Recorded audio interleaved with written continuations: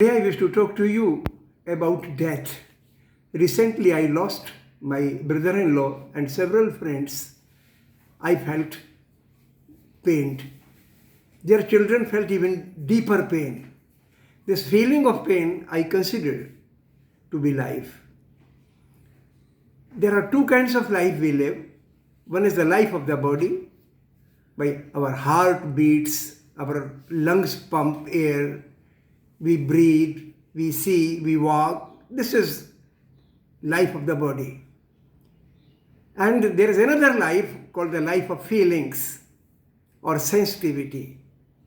When somebody is in pain and if you see him, you also feel the pain. This is called sensitivity. So, physical body, the body dies only once.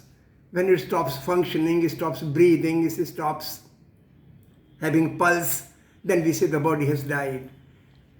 But feelings or sensitivity, at times we cripple by bad action.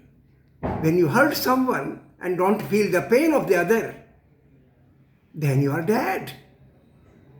So my suggestion is that please don't die before death. Let the sensitivity prevail. This is one important thing. I would give you an example of Gandhi. Gandhi used to live, Gandhi was in prison. The British had put him in jail. He was in jail. But even in jail, he would think about the pain of poor people in India as well as outside India. And that gave him deep feeling. And when he spun on his charkha in the jail, remembering those people, remembering that pain, feeling that pain, his charkha became an instrument of growth of sensitivity. So when he came out of jail and somebody saw him spinning on charkha with that kind of pain or feeling, lot of people started loving Gandhi. Even those people who had not seen him, when they heard of Gandhi, they started loving him. So sensitivity connects you to the world. This is, I think, an important message here, that preserve your sensitivity. And I would like to tell you one thing more. Just like there are two lives, life of the body and life of the feelings or sensitivity, there are two types of death also. One obviously is the death of the body, and second is the death of sensitivity. And as I mentioned, that sensitivity can grow or can die. If you hurt others and don't feel the pain of others, then you are dead.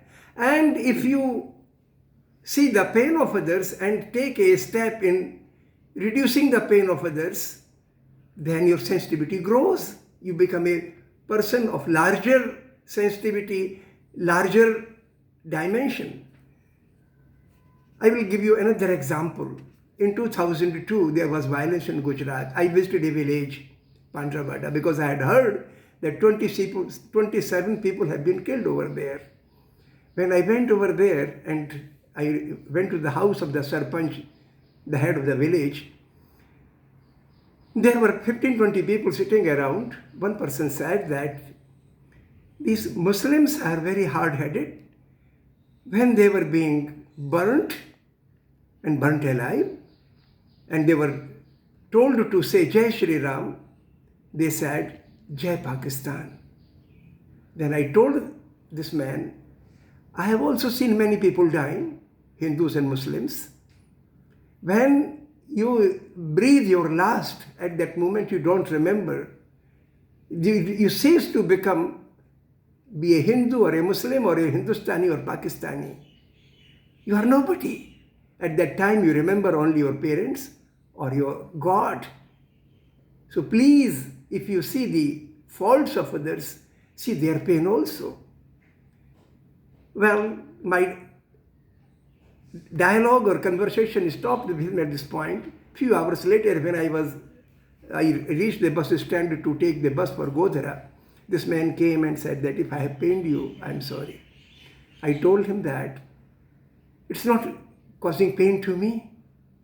I want you to be sensitive. This sensitivity will make you human. And then that man left, and I never met him.